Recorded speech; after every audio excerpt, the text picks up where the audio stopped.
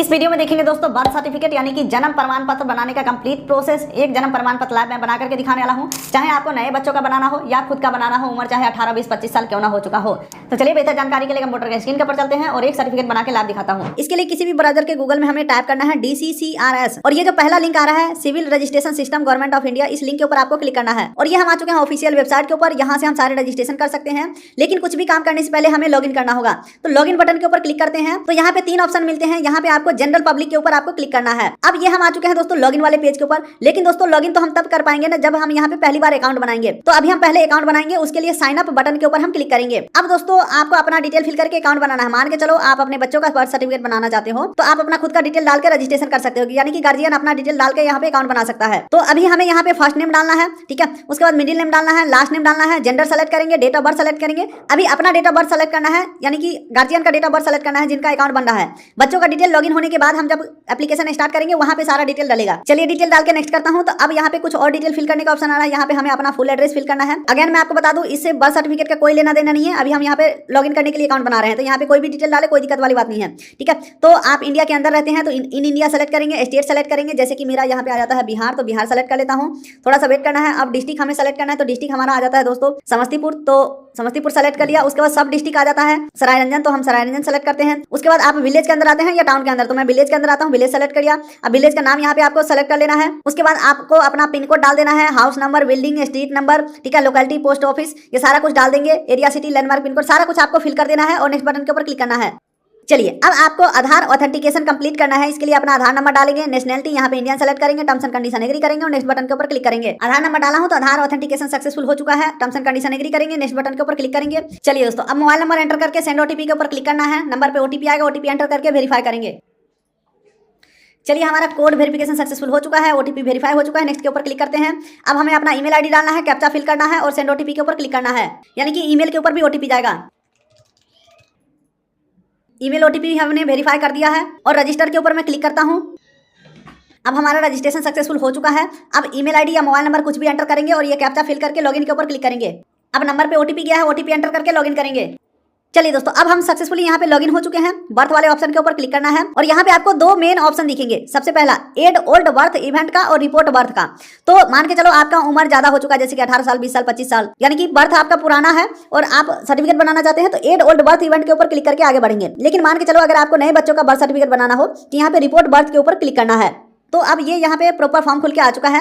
सबसे पहले आपको अपना स्टेट सेलेक्ट कर लेना है। उसके बाद जनरल इन्फॉर्मेशन के अंदर आपको प्राइमरी लैंग्वेज और सेकेंडरी लैंग्वेज सेलेक्ट कर लेना है। डेट ऑफ रिपोर्टिंग, यानी कि आज हम इस सर्टिफिकेट के लिए अप्लाई कर रहे हैं तो आज का डेट यहाँ पे ऑटोमेटिक है। ये डेट ऑफ बर्थ नहीं है, डेट ऑफ रिपोर्टिंग, यानी कि आप कब बता रहे हो गवर्नमेंट को, तो आज का डेट यहाँ पे ऑटोमेटिक आ चुका है। अब चलिए नीचे स्क्रॉल करते हैं तो चाइल्ड इन्फॉर्मेशन, बच्चे की सूचना, यहाँ पे बच्चे का डेट ऑफ बर्थ एंटर कर देना है। मान के चलो बच्चे का जो डेट ऑफ बर्थ है वो 1 जनवरी 2026 है, तो हमने डाल दिया। तो अब यहाँ पे बोला जा रहा है आपके पास प्रूफ होना चाहिए कि इस दिन बच्चे का जन्म हुआ है। हालांकि प्रूफ में क्या चीज लगेगा वो हम आगे देखेंगे।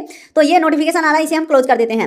अब दोबारा से यहाँ पे बोला जा रहा है कंफर्म डेट ऑफ बर्थ, जन्म तिथि दोबारा कंफर्म करो। तो हमारा है 1 जनवरी 2026, तो हमने सेलेक्ट कर लिया। टाइम ऑफ बर्थ, तो यहाँ पे आपको समय भी सेलेक्ट करना होगा, तो आपको सेलेक्ट कर लेना है समय यहाँ पे और ओके कर देते हैं।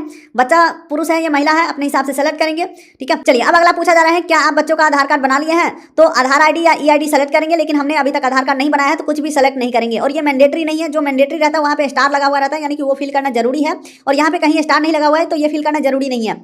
चलिए अब आगे बढ़ते हैं। तो यहाँ पे पूछा जा रहा है बच्चों का नाम अगर आपने रख लिया है तो अच्छी बात है, अगर नहीं रखे हैं तो यहाँ पे क्लिक करिए, क्योंकि नए बच्चों का नाम डिसाइड होने में भी समय लगता है।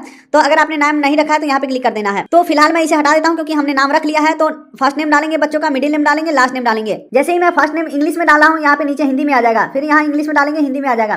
तो अपने हिसाब से सही यहाँ पे नाम एंटर कर देना है। अब चलिए आगे बढ़ते हैं। कंफर्म चाइल्ड नेम के अंदर दोबारा से आपको फर्स्ट नेम, मिडिल नेम और लास्ट नेम डाल देना है। चलिए अब आगे बढ़ते हैं। तो फादर्स इन्फॉर्मेशन, यहाँ पे पिता का first name, middle name, last name डाल देंगे। सेम उसी प्रकार से हिंदी में भी यहाँ पे लिख के आ जाएगा। मोबाइल नंबर डाल देंगे, ईमेल आईडी डाल देंगे, आधार नंबर डाल देंगे। और ध्यान रखिएगा यहाँ पे फादर इन्फॉर्मेशन पूछा जा रहा है तो पिता का मोबाइल नंबर, पिता का ईमेल आईडी और पिता का ही आधार का नंबर डालेगा, ठीक है। चलिए अब आगे बढ़ते हैं। तो यहाँ पे मदर इन्फॉर्मेशन, मदर का first name, middle name, last name और सेम हिंदी में यहाँ पे first, middle name, last name डालेगा।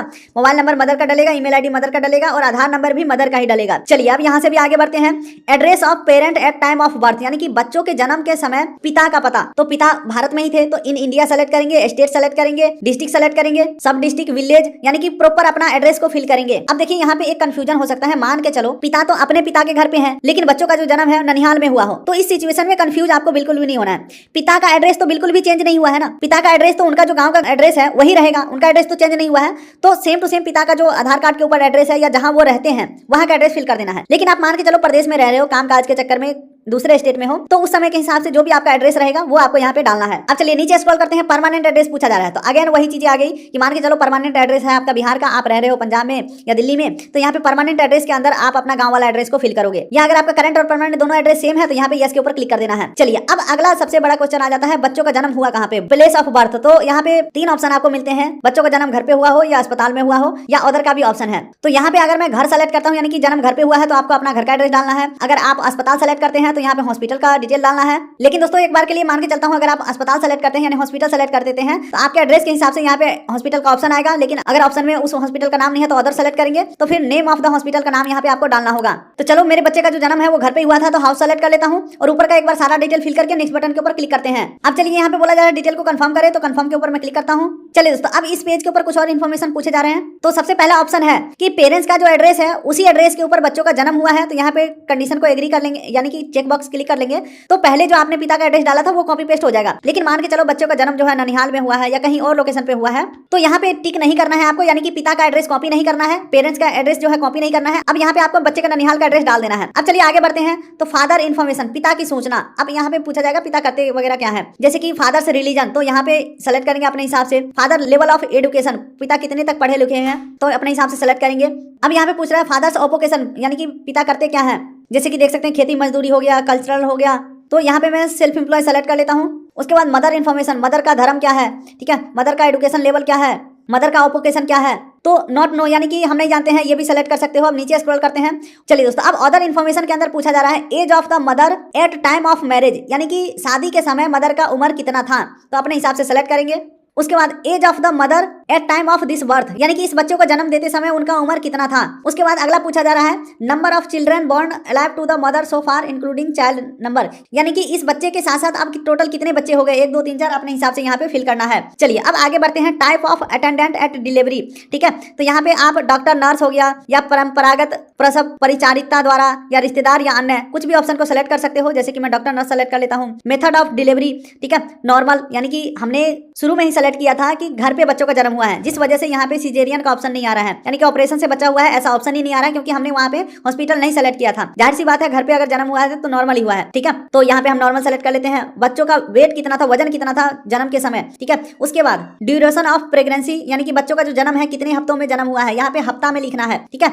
तो चलिए अब आगे बढ़ते हैं। हालांकि दोस्तों अगर ये सब चीजें अगर आपको समझ में नहीं आ रहा है तो आप किसी फीमेल गार्जियन को बैठा लीजिए, उनसे ये सारा डिटेल आप पूछ के आप फॉर्म को फिल कर सकते हैं। चलिए दोस्तों अब आगे बढ़ते हैं। तो अपलोड सपोर्टिंग डॉक्यूमेंट का ऑप्शन है, यहाँ पे बर्थ प्रूफ सबमिट करना है, यहाँ पे address proof of the place of birth, यहाँ पे अगर किसी हॉस्पिटल में बर्थ जन्म हुआ है तो वहाँ का जो भी बर्थ सर्टिफिकेट या डिस्चार्ज सर्टिफिकेट होगा वो यहाँ पे अपलोड कर दोगे। उसके बाद आगे बढ़ते हैं। तो एफिडेविट या सेल्फ डिक्लेरेशन फॉर्म का यहाँ पे ऑप्शन है, तो ये आपको कहाँ से मिलेगा, तो जैसे ही आप गूगल में सर्च करोगे birth certificate self declaration form, पहला लिंक आएगा और इस प्रकार का फॉर्म आपको मिलेगा। पहला पेज को आपको फिल कर लेना है और सारे डिटेल को फिल कर देना है यहाँ पे और उसे स्कैन करके यहाँ पे अपलोड कर देना है।